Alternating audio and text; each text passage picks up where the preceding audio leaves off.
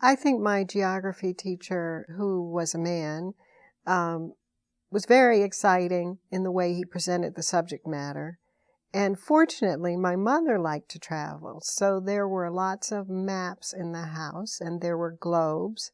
And I traveled a lot before I even took my first plane ride on trips across the country. So we had to read the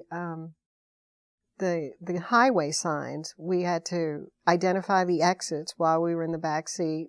So we used to play games. And so between my parents and my junior high school geography teacher, that's where I really, I think, developed my interest in wanting to travel more and to understand how people live differently. So in driving across the country, we saw cattle and fields of grain and mountains and rivers and streams and casinos and all kinds of things that you wouldn't see growing up in Baltimore City. So it was really exciting, and it just stuck with me.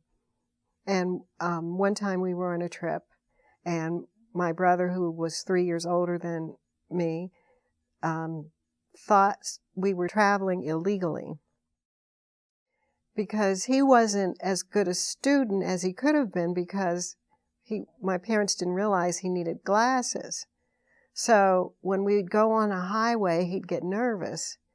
And we were Presbyterians, so he thought on the highway that the sign said no Presbyterians when it actually said no pedestrians. So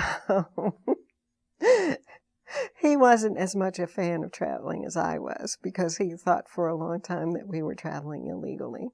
And then when you combine that with the fact that there weren't public accommodations for African Americans in many of the places we drove to, and, it was a crapshoot whether or not a hotel would let you spend the night, I think he had a greater deal of anxiety about traveling than I did. I just thought it was a blast.